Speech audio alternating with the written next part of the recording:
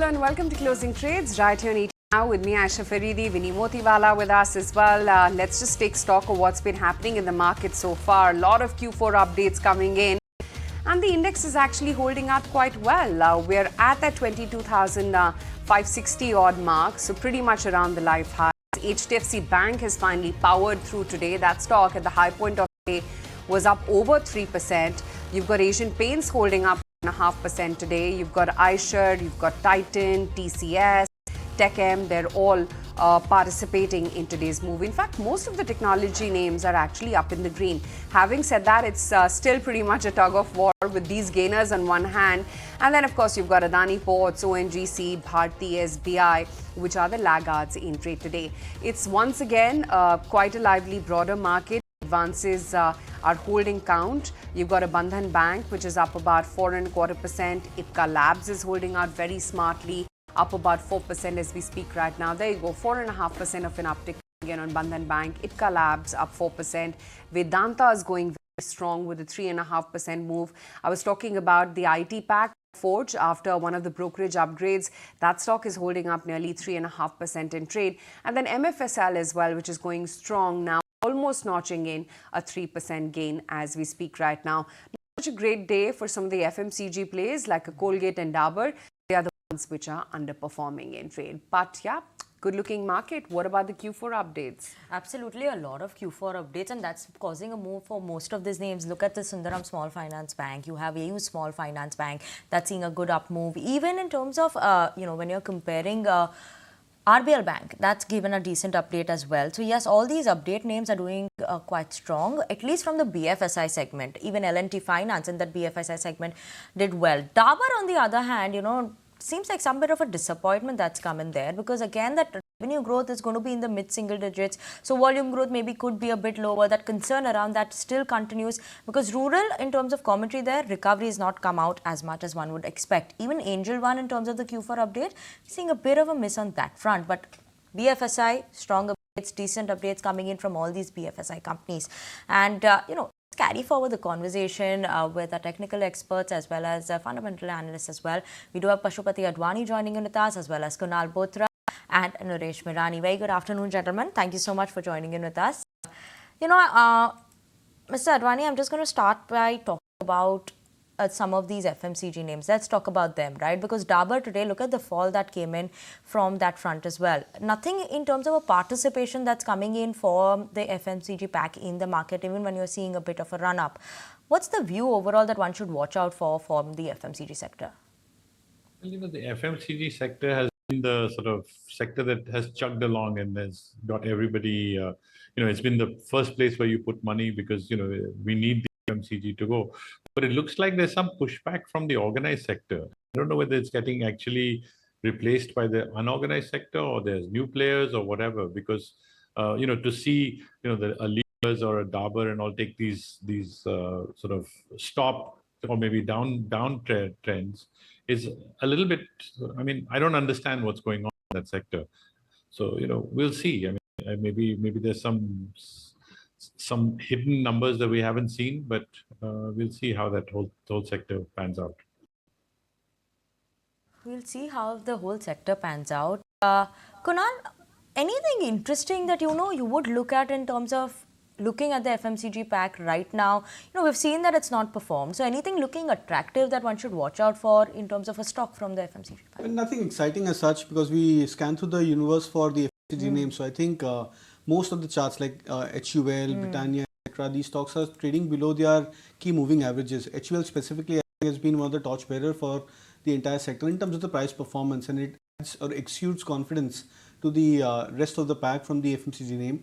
But that somehow over the last many months, and I'm not saying that there's been no phases of rally, but even if there have been periodic phases of rally for the stock, it's not engulfed and become into a major trend for stock, and let alone that this has been the case where many of the stocks within the sector have struggled. So I think except for a phase where ITC looked quite sharp and strong in terms of the price trends, most of the other stocks and the trends for these stocks have been a lot more subdued.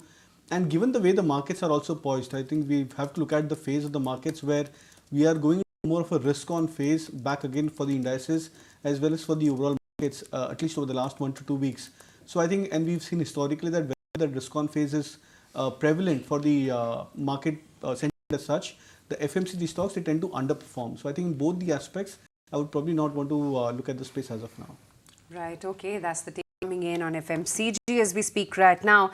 Let's now address some of the star performers today. And today it's really been HDFC Bank. Of course, those MSCI inflows as well kick-started in today. But at the same time, the FI holding for the quarter gone by as well was reported, and it's a sizable downtick of about almost 4% that you've seen in terms of the FI holding in HDFC Bank now. But Pashupati, at 1500 plus levels, would you say that most of the negatives are in the price and it makes for a buy? Well, I think HDFC Bank, the reason why there's been the cut is because when they merged HDFC and HDFC Bank, you crossed more than 10% of our index. And I think a lot of funds from overseas have a restriction. But then now in April, you've gone into the MSCI. So you're seeing fresh buying, which has taken it from 1420 to 1520. I think this is the range. I don't think it's going to be a star outperformer simply because, just merging these two huge entities, shutting offices, which then very difficult to do, laying off employees, which is also very difficult to do. So the consolidation is going to take 1 or 2 years. And in the meantime, you've got these new small finance banks and these new virtual finance companies who are snapping in, trying to get the creamy layer. So, I think that it will happen. It will be fine, but I think it will take a little bit of a time, maybe another half a cycle. So it's not going to happen, in a hurry. Aisha? Okay, that's the take on HDFC Bank. But Kunal, your reading on the charts is something different. You believe that it's a buy by all counts? Yeah, absolutely. So I would strongly believe that the worst is behind. In fact, I remember on 14th or 15th of Feb, when the stock had hit that low, we had given a buy call 1370 approximately. That was a point of a strong oversold territory indicators for HDFC Bank. Today we are seeing the stock coming back into a smooth kind of a recovery as well as an uptrending mode.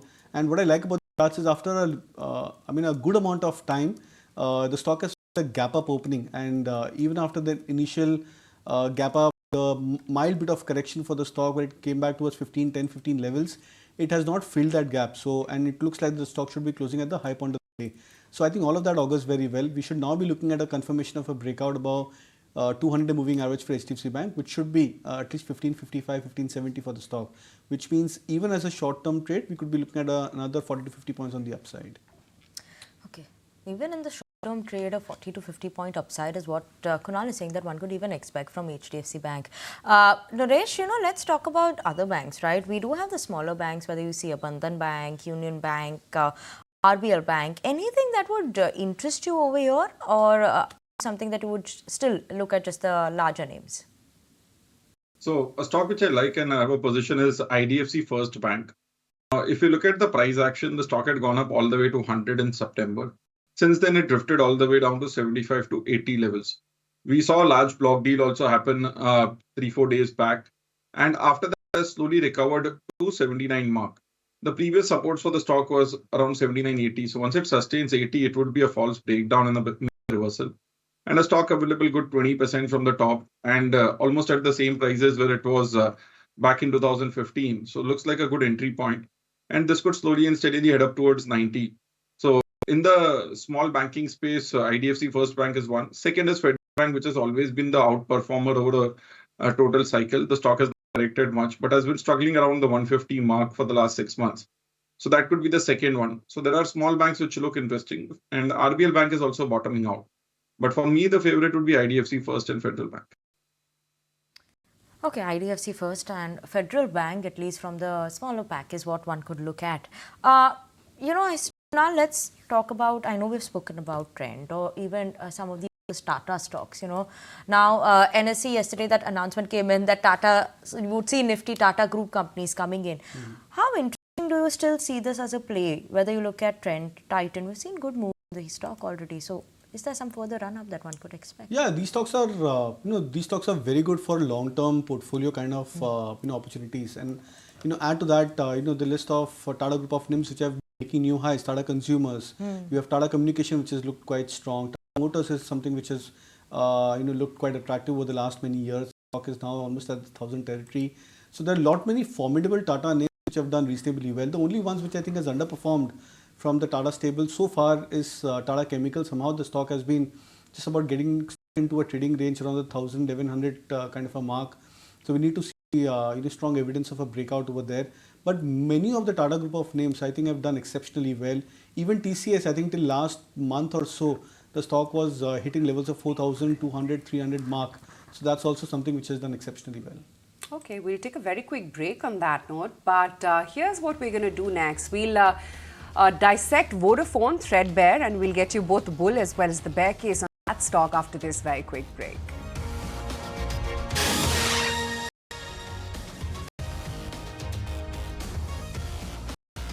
Welcome back. You're watching closing trades on ET now. Nifty as of now 22,560 levels is what it's managing to come up to, nearing those again all-time high levels that it touched at the morning session of the trade. But as India is continuing to expand its EV footprint, we caught up with industry voices to take stock of their expansion strategies, to understand how business is shaping up for them, how much of their business actually comes from EVs. So let's hear out the top voices in the EV sector. We continue to see very strong tailwinds in that sector as the industry pivots towards alternative propulsion systems and connected services. And so, despite the rhetoric that's coming from some OEMs about the slowdown of growth in the EV sector, we're not seeing that from a product engineering perspective. Neogen has announced capex, which we are going to do at our existing site, and then we are setting up a new greenfield site of almost 65 acres for this purpose. We have announced a capex of around 1,500 crores, which we already started last year, and we will complete in this and next financial year, majority of this. And the whole capacity which will come online on a full utilization level by FY28 or FY29 can give us a revenue potential somewhere between 2,500 crore. So I think EV is making a big change. EV, of course, contributes to a large percentage of our business. And as I said, EV is not just pure EV, but all that is initiated or triggered by the electrification of vehicles. So for short distance within the city, small vehicles, battery electric will be the way to go. And for long distance, heavy duty, hydrogen fuel cell electric will be the way to go. I believe both these present extraordinary opportunities. In a city like Delhi or in Ahmedabad or in Mumbai or Bangalore, where they are increasing the penetration of buses and public transportation, definitely things are bound to move forward. And with a clear roadmap of deployment, I think the industry is moving the right direction. And at least as an ecosystem play, when we see with electric buses, with lithium batteries, with power electronics, with charging solutions, we see this market growing by leaps and bounds and riding the wave. Right. Pashupati, what are your thoughts on this entire EV revolution which is currently at play? Many stocks and, exposed parties have already moved up. But would you still say that there is value and there is more sort of homework to do and one can find newer opportunities and ideas? Well, definitely. I think that one of the big challenges that we have even in the markets that the JBN gentleman talked about is the fact that then not enough charging stations around. And I think that it's like putting the cart before the horse. So nobody's going to buy an EV as its only car if you're dependent on charging stations which don't exist. You could buy it as a second car, in which case it's a whimsical purchase. And on the other hand, I also noticed that Maruti is giving cars on installment basis. So, they're doing financing themselves, basically leasing cars. So that petrol market is definitely going down, becoming cheaper. And the electric market, you've got the challenge that you don't have charging stations. So where we go, I don't know. But I actually rented an electric car in the US and suffered from severe charge anxiety, even though I was in California, where they have the most charging stations in the world. But more on that at another time. Aisha? Right, okay. EV surely is looking interesting, and Kunal, EV has been looking interesting for a while. Anything that one could look at current levels to buy on the technicals, on the charts? We know fundamentally, the story is moving towards EV, but where is it that one should look right now? Yeah, so Tata Motors is a better bet, I think, in terms of the EV as a segment as such. Olectra Green Tech is something which we discussed earlier. That's a stock which has been looking attractive. I think now it's trading almost at 1800, 1900 mark. So I think there are many options as such, and many of these stocks have done reasonably well. Tata Motors is something which I've been very bullish on from a longer term play, and continue to have that stance for the stock over the medium term also. At 1000 plus levels, Tata Motors? Yeah. Okay, that's Tata Motors, and continues to be a bullish trend, feels Kunal. 0.5% higher on the index, sitting pretty much around the high point of the day. But what's really been the chatter has been Congress leader Rahul Gandhi, who filed his nomination from Wayanad constituency yesterday. And the details have come in from the affidavit declarations which reveal that Rahul Gandhi has assets worth over 20 crores. What are his investments like? Let me take it across to Sharad Dubey, my colleague, and decode Rahul Gandhi's portfolio. Well, it's a very interesting take. Politics, stock markets, and the stock holdings which is there, and everybody is interested in what are the stocks being held in Rahul Gandhi's portfolio. Of course, you're looking at his numbers. The stock portfolio is worth almost 4.3 crore rupees. The total exposure is roughly 25 listed companies. And of course, we will be getting you all the details of which are the major holdings as well. The mutual fund portfolio also, if you look at it, that is also coming at almost 4 odd crore rupees. Now, the total assets declared by him, that stands at almost 20.4 crore rupees. And the bank balance over there in cash hand, that's around 26 lakhs. Also, if you look at the total liabilities, that is coming in at almost 50 odd lakhs. Now, let's look at importantly, what are the top holdings of Rahul Gandhi? How does it pan out? And of course, there are a lot of blue chip names coming in. We are having Pidilite, we are having Bajaj Finance, as well as if you look at NSE India, HUL, ICICI Bank, ITC, as well as Divis Lab. So largely we are focusing on the blue chips names, and also smaller names are also there, such as Suprajit Engineering as well. Now also, if you look at it, the overall battleground of the election markets, there has been two richest declarations so far from the two candidates. One is from Congress, Nakul Nath. He has a declared asset of 716 crore rupees. While from the south, from AIDMK, we are having DK Suresh, declared assets of almost 583 crore rupees. Surely interesting to know the breakup of at least what the political members actually investing, where they are investing, and big names coming in there. But, Naresh, interesting chart and interesting holding coming in from Rahul Gandhi's portfolio as well. Anything you still find interesting, or do you think it was a thumbs up that you would give his portfolio? Nothing really to look at it. Not a large portfolio or an investor. Yeah, Pidilite, Bajaj Finance, Kunal, compounders.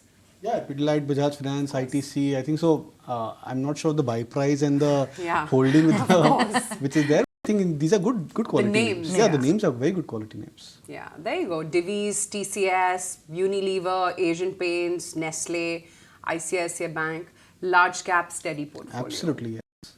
Okay. Pashupati, would you have any comments on that? Had the comment that is probably smaller than Naresh's portfolio. Which is why he laughed it off. So, but yeah, it's it's not a portfolio that you can throw darts at. It's a good portfolio. It's actually a portfolio that FII would be proud to own. Quite an FII portfolio. Okay, in the meantime, let's just take stock of what else is happening in the market. Bandhan Bank, that's spotted up quite nicely. About a 4.25% of an uptick is what you're seeing on that stock. Ipca Labs as well, which has shot up 4% or so. In fact, Pashupati, quite interesting moves from some of the pharma names of late. I mean, Divis, Ipca Labs, etc. Sporadically, you do see meaningful names coming in here. Do you think that, past performance that one has seen when the US FDA clampdown sort of happened, there was that pricing pressure as well, that's kind of now lifting up? And would you have any pharma names to recommend? I've actually been very comfortable with the pharma sector, but watched it come down to lows, and now it's come, off that, and they're back in fashion again. I actually think, with pressure in US to lower drug prices, it's going to be the day of the generics again, and I think it's going to be India will be back in that space, and we're seeing it already. I mean, things like Dr. Reddy were 4,000 a year ago; they're now 6,000. So year and a half ago they were there during COVID. So I think that sector is definitely a sector that we should be proud of as a nation, and it's also giving us exports. So why not invest in it as a safety? Absolutely. Pashupati, also, let's talk about IT names, right? Yesterday, we had a brokerage note from CLSA, which gave IT a thumbs up. We today have a note from JP Morgan talking about some of the upgrades they made, like something for a persistent system, KPIT, even LTTS is something they're looking at, and Infosys. Is that something that, you would look at, given that we've already seen a correction in IT? Next couple of quarters, we're expecting it to see better performance overall in terms of earnings as well, recovery in there. Is that something you would look at?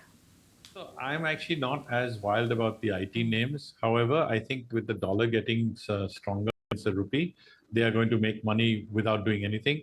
But I actually see a big move with ChatGPT, AI, stuff like that, which is actually going to hurt our IT names unless they're able to move fast. Some of them are making noises, but whether it's actually a movement or not, I don't know. But I think that the world is looking at IT and trying to cut the number of bodies and maybe increase the amount of firepower. So the game is going to be servers, the game is going to be, computing power, things like that, rather than the people, which is what we're offering. So let's see what happens. But it's a cycle. It'll take 3 to 4 years for it to pan out. Sure. Okay. In the meantime, the news flow, of course, has been quite positive. In fact, on Coforge as well, JP Morgan just this morning issued a note wherein they maintain an overweight target price of 7,000 rupees per share. They're saying that, they're one of those class-leading cross-cycle growth companies. They're focused on execution, helps outperform down cycles, and they do have outstanding client mining record as well, which they feel is going to continue for them. Avenue Supermarts, that's the one that I want to bring up for you on your screens. Couple of brokerages have reacted to their Q4 updates as well, wherein Macquarie is maintaining an outperform, a target price of about 4,500 rupees, saying that inline sales growth is what they've reported, and the store addition is what has really impressed the street. Pashupati, I want you to come in here because Avenue Supermarts is one of those stocks which hasn't quite participated in the market at all in the last year and a half or so. And now with this aggressive store addition target that they've set for themselves, do you think FY25 could be meaningful for demand? Yeah, of course, because I think that this is the new FMCG, the distribution of FMCG, if you want to call it. And I think that DMart is in there. All the other players are private. I mean, Amazon, Jio to some extent, okay, it's buried in Reliance somewhere, but we don't know how much of the pie is. But basically, how do you get the goods out to the people? And Avenue seems to be doing it very well. And as you said, aggressive store additions. So, it's probably a stock to look at and a stock to be in. But, on the other hand, people think it's very overvalued, but India is a huge country. So I think you can, I would have liked to have bought it yesterday rather than today because it's up about almost 150, 200 points, something like 175 points today. So, ouch.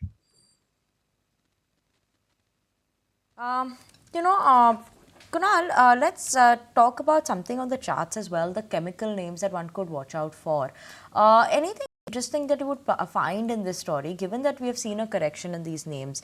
So something like a Vinnati Organics, Valiant, or PI Industries, anything that you would look at from there? So I think SRF looks attractive from the pack. That's a stock which I think is come back towards a 7 or 8 month swing high, breaking past about, I think, July or August 2023 highs for itself.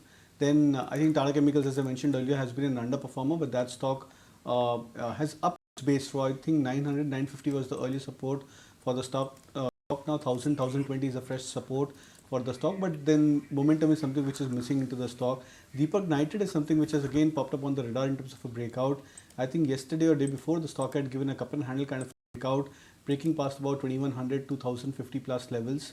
That's done reasonably well, and that's a stock which looks attractive. So I would probably want to bet on SRF as well as Deepak Nitrate at current levels. Okay, that's the take coming in on the entire chemicals pack.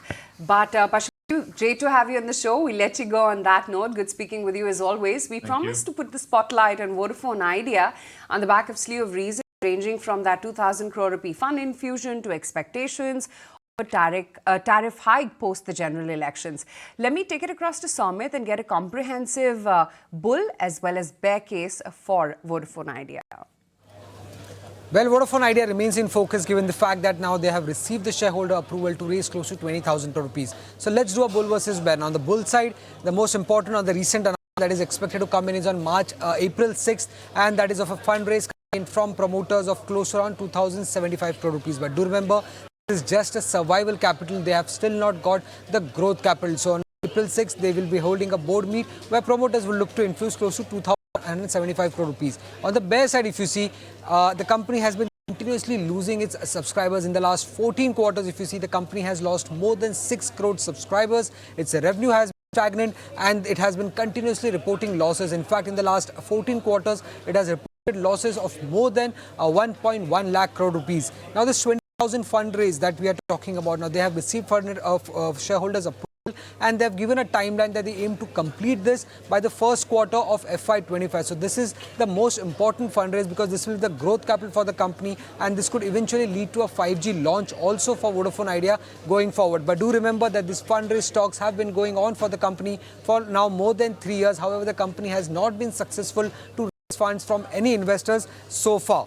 Apart from that, tariff hike is the single biggest trigger for the telecom sector as a whole and for Vodafone Idea as well. Now, analysts are expecting this tariff hike to come in post the election, that is post June period, and if that comes in, that will definitely benefit the company's revenue as well as EBITDA and also give a boost to its cash flows going forward. Now, on the fundraise side, if you see, do remember that in 2019 the company had done a fundraise of close to 25,000 crore rupees via rights issue. However, the company has not revived, it has just survived. So even after a fundraise, will the company grow? We are yet not sure how will that pan out for the company. And with this fundraise, the company could go ahead and launch their 5G, which is a bull case, which is in fact a bull case for the company. But they are yet to launch a 5G, so that is still negative given the fact that all other players have gone ahead and launched a 5G on pan-India basis. But do remember that the government is keen on keeping the telecom sector. There should be private players. That's the commentary coming in from the government. So that's a positive side that they have at least have an analyst support. And lastly,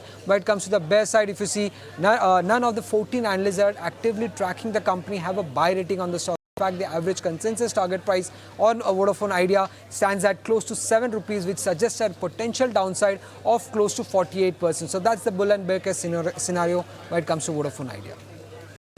Irrespective of that, seems like the bulls are winning the battle as of now, at least. But let's quickly get in some closing trades as well before we wind down for a break. Kunal, what's on your list? So in terms of closing, CESC is something which is looking attractive. That's a stock which has gained strong momentum from that 109, 110 levels, now 130 plus where it's trading right now. So that's a stock which I look to buy. Okay, Naresh, what about your closing idea? So that would be a buy on UPL Limited. The stock has made a double bottom around that 450 mark. Last time in February, also bounced back from that. And 500 is the resistance in between. So expecting at least a minimum move towards 500 and then look at it. Overall, looks like a good risk reward trade here with a stop loss below 478. On that note, we're going to take a very quick break. We've come off from the highs of the day, but we're still in the green. Let's see how the last lap of today's trade actually pans out.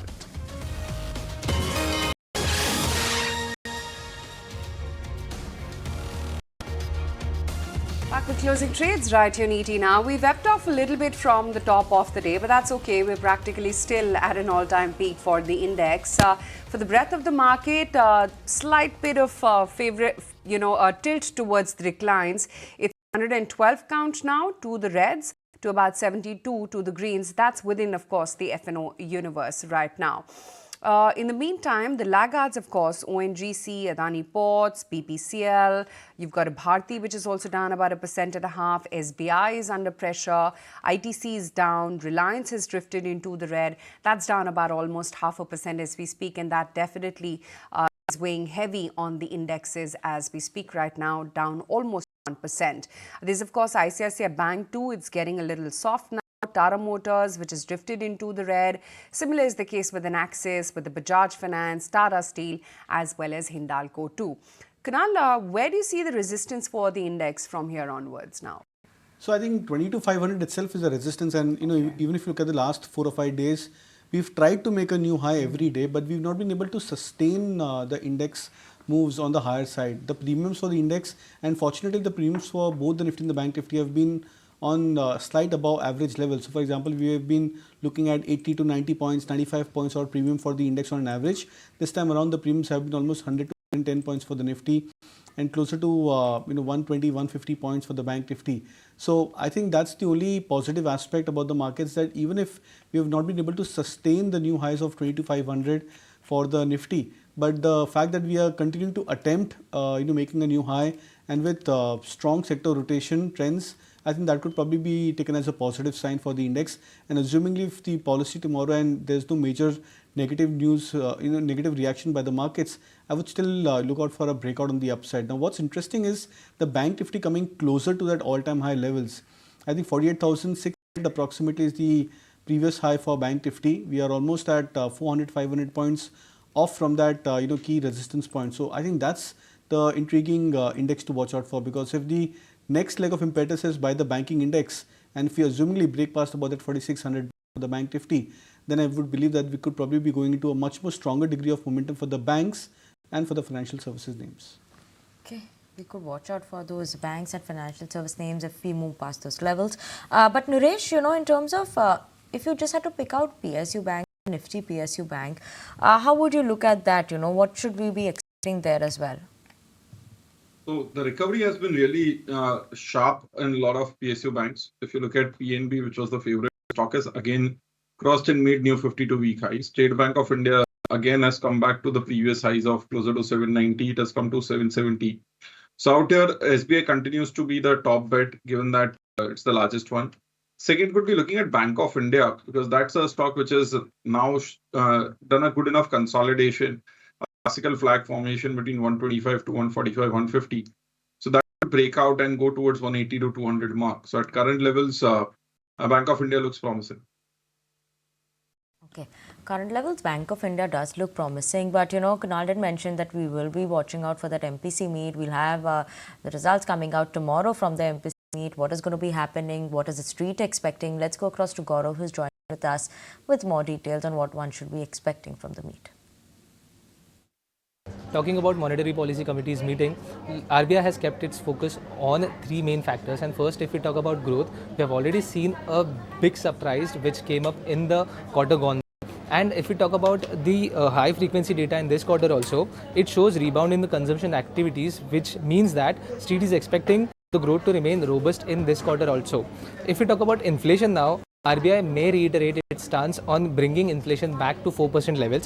But if you look at inflation data in the Jan and February so far, it is at 5.1%, and now street is expecting headline inflation to remain above 5% in first half of CY24 also, and this will be because of the high food inflation, which will be a key monitorable for the committee going ahead.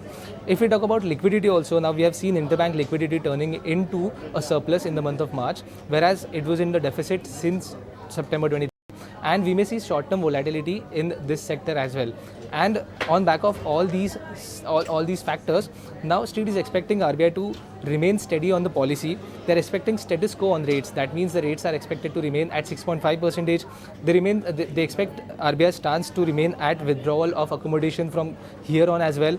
And we may see 2 rate cuts in the year itself in 2024.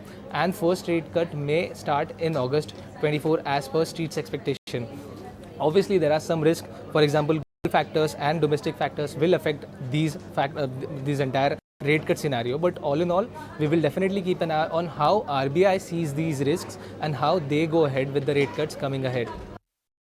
Yeah, it's going to be extremely critical, this policy, considering crude, remember, is already back to $89 and so almost nudging that 90 mark, and there's been a huge escalation that one has seen in the metal prices as well. So let's hear out what the governor's commentary is going to be tomorrow, while of course no one is expecting them to move on rates per se. But Anand Tandon as well joins in on the show right now. Anand, seems like the markets are ignoring what's happening in the commodity universe so far at least. But do you think anything materially above 90 and then the equity markets will begin to feel the heat? Well, yes, there is no doubt that if the oil prices were to continue to sustain higher, there will be some pressure on the economy. For now, at least, the quarter that has just ended will actually show commodity prices being relatively lower.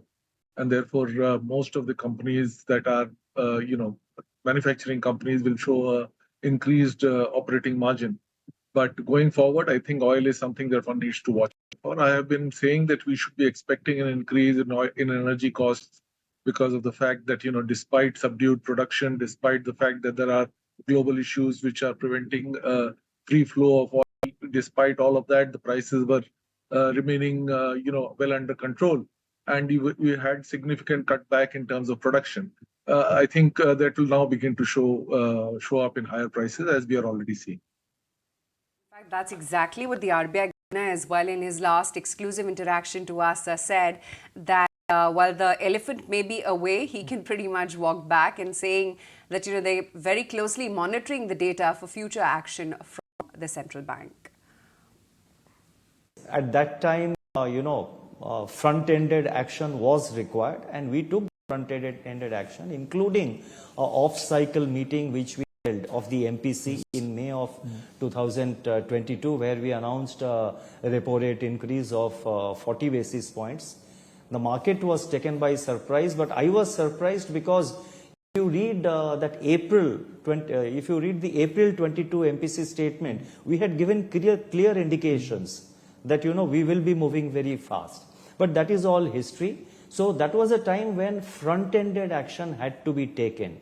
And now for several meetings, it's a pause, both in terms of stance and in terms of the rate increase, on the rate front. So we are watching the numbers, incoming data points with regard to prices. We make our evaluation of the evolving outlook. Based on that, the future action will be decided. As it looks, the elephant has gone for a walk. The elephant can come back anytime. And given the uncertainties that we have, I mentioned weather-related events and all, we would like, inflation to be sort of, inflation to sort of durably be around 4%. It cannot be just one-off number or just 1 month number touching 4%, which will give us the satisfaction. It has to be sort of sustainably and durably at around 4%. That is something which will give us greater confidence. But the direction is very clear. Inflation is on a downward trajectory. Absolutely, even the word coming in from the governor as well, RBI governor. But, Anand, let's talk about some of these individual sectors that one should watch out for. What's your specific thought coming in on the real estate sector? Obviously, the whole turn is coming around. But, is it interesting to have a play coming in for the property plays, whether you look at in terms of cables, switch gears, or the pipe companies? Is that going to be more of a play that one should watch for, or would you be like, would you play with pure play real estate names like something like a TLF or a Prestige asset? Is that more interesting? So the real estate companies have had a massive run. I think you will soon start to hit some kind of a pushback, because you're already seeing that most of the higher or more expensive properties are the ones that have done very well. The mid-range has more or less been flattish, and I don't think that there is much that is going to happen there, because that's the kind of income distribution we are also seeing in the market. How much can you sell in terms of the premium? Maybe in certain areas you can. But if you want a generic way of playing the sector, I think the better way of doing it is not even the inputs that you mentioned, including pipes, electric fittings, and so on, but perhaps simply housing finance. That's been a somewhat ignored sector for a while. And, you've had the banks moving in fairly strongly. So it's been somewhat of a contested sector. The margins have been slightly under pressure. But I think that remains the cleanest way of playing a housing cycle uptick. And the interesting part is that the companies are not particularly challenging in terms of valuation, etc. So overall, I would argue that if you are looking to play the housing, a smoother, less bumpier ride could be had through housing finance. Okay, let's just take stock of what else is happening in the market. And Ansh has been, sort of monitoring all the price volume moves in trade thus far. So let me take it across to him and get into details on the same. Yes, so HDFC Bank is the first stock in focus, which is also the top contributor in Nifty and Nifty Bank's up move today. So actually, as you can see in the chart as well, stock has given a decisive breakout from its horizontal resistance which was intact from last 2 months, advancing for 6th consecutive session. The stock has also touched 2-month high, reacting positively to its favorable Q4 updates. Apart from this, AU Small Finance Bank has also been in focus as the stock has given a breakout from its horizontal resistance zone, reacting positively to its Q4 earnings, Q4 updates. Also, it has registered its biggest single weekly gain in almost a year. Lastly, KEC International will be in focus as the stock has given a breakout from its cup and handle chart pattern and has also touched record high level today. The stock has also registered its biggest single session gain in over 3 years. Most importantly, the volume of today of the stock is over 45 times its 10 session average volume. Okay, surely that's the update coming in the world of FNOs. But let's move on and Kunal, suddenly, interestingly, I know we did speak about Titan, but there's a sharp spike up that we are seeing in Titan. Anything specific that, one should watch out for here? So again, I think a chart which has done reasonably well. The good part about the stock on the short-term basis is today when the stock went into a corrective phase and it went into a negative territory at 3700 mark or slightly below those levels, it managed to retest the 50-day moving average. Now, historically, we've seen that whenever the stock completes a retracement towards its 50 DMA and then moves up higher or manages to take support at those levels, then we've seen the stock hitting back above the previous swing highs. So even as a short-term trading play, say for the next 3 or 5 trading sessions, we could be looking at a retest of the previous swing high. That's around 38.40 for Titan. So 38.40, 38.60 could be an immediate target on the upside from a very short-term play. That's for the next 3 to 5 trading sessions. And Anand, what is your thought when you look at some of these new age tech names? And Zomato, there's no stopping that, right? Look at the price right now as well. 187 is what it is trading, and I believe it's one of those highs again for Zomato as well. Whether you look at it in terms of a 52-week high, also I think it's around those levels as well. Zomato still something that you would look at, or maybe now just wait and watch? Well, it is not as if these are cheap stocks by any stretch. So if you are looking for growth, the interesting thing about Zomato is that they managed to pivot and get into a slightly higher growth path and sustain there, which is something that very few companies among the new tech companies have managed to do. Many of them have kind of floundered and been unable to reduce the kind of spend that they had to without increasing profitability. Unlike Zomato therefore deserves some amount of premium. But whether you want to buy it at this level is a matter of personal choice, in my view. There isn't that much margin of safety. And you are assuming a kind of sustained growth, which to my mind will be difficult to justify going forward, because there is a pushback that will continue to happen going forward as well from many of the supply companies. And I think you will see that happening sooner rather than later. So I think, from a growth perspective, they've done extremely well. The market has rewarded them handsomely. If you are holding on to it, no reason why not to. Fresh money, I'd be a little more circumspect. Anand, what is it that you've made of the Q4 updates which have come in from some of the smaller banks? And I'm going to skip HDFC Bank definitely out of this list. But for RBL, very strong growth is what they've recorded in the fourth quarter, improved their CASA ratio by a good 140 basis points on a sequential basis. For Suryoday Small Finance Bank as well, the disbursement figure has been very, very strong. For Jeevan as well, a very healthy uptick. And same is the case with AU Small Finance Bank.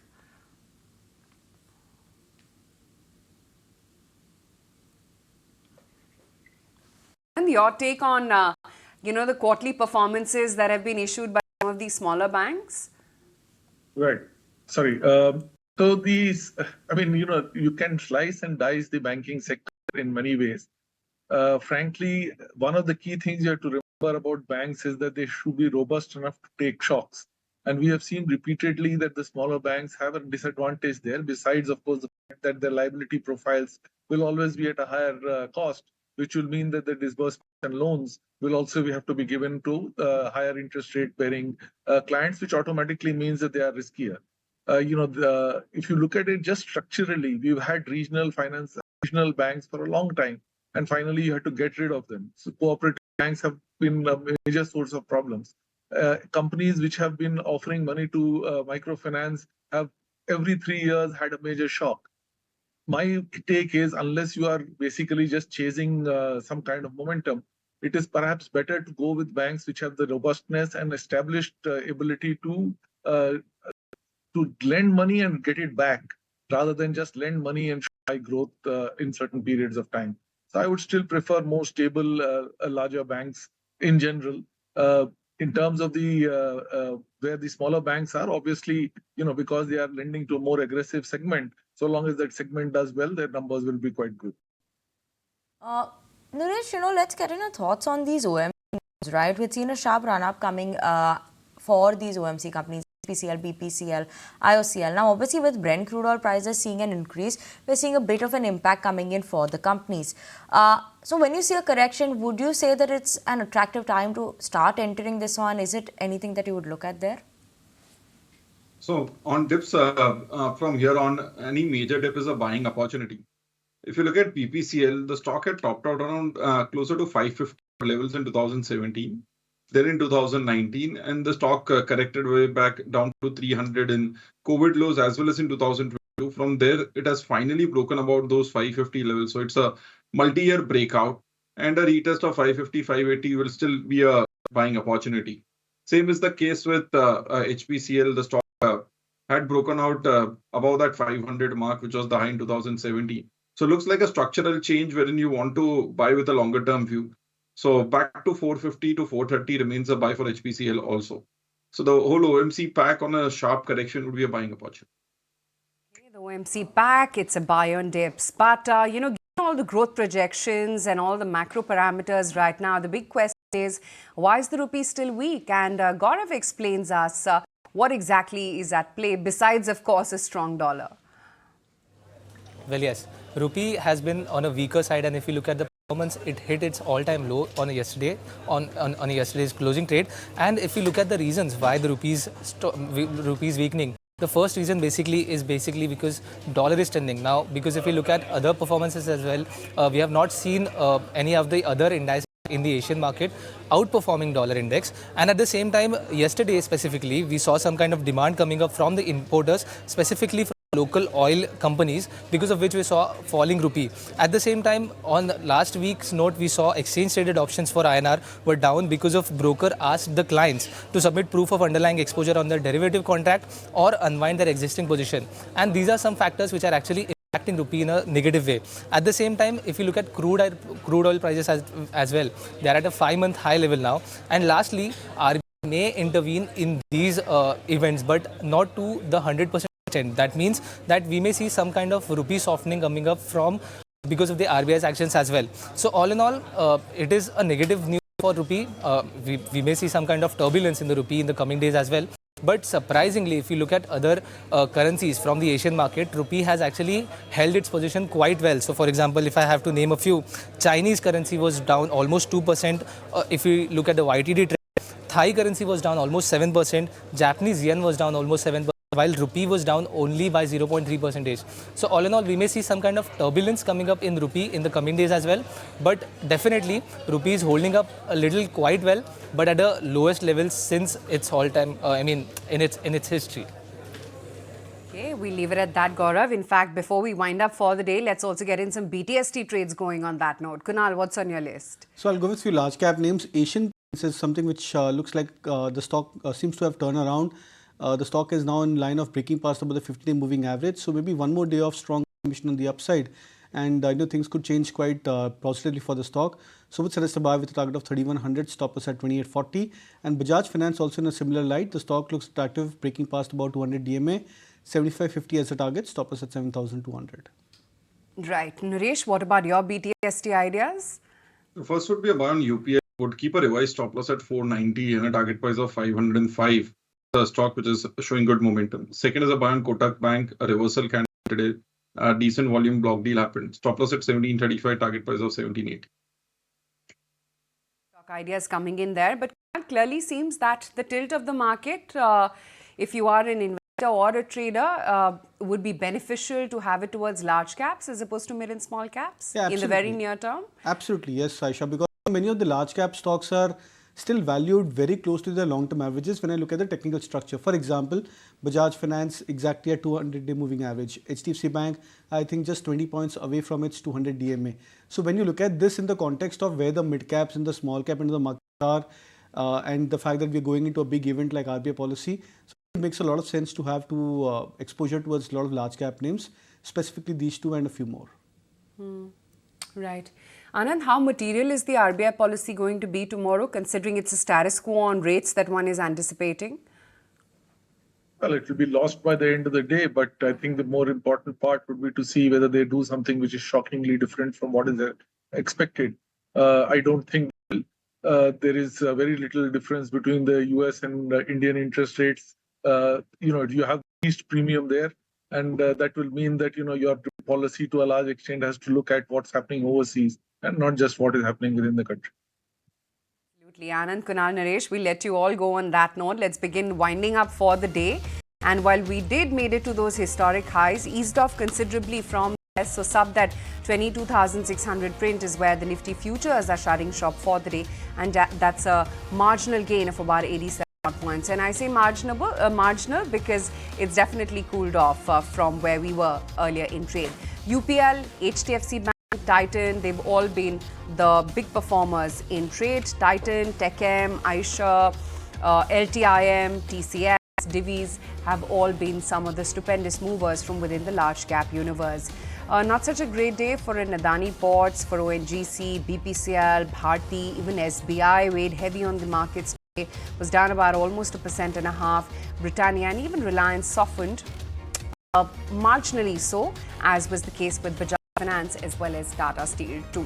It's pretty split and divided out there, and that was pretty much the case for the broader end of the market as well. While Bandhan, UPL, Vedanta, Ipca Labs all held out, that was not quite the case for some of the FMCG plays like Dabur and Colgate. But that's it pretty much. This edition of Closing Trades. We'll see you again with the market action tomorrow morning at 8 a.m.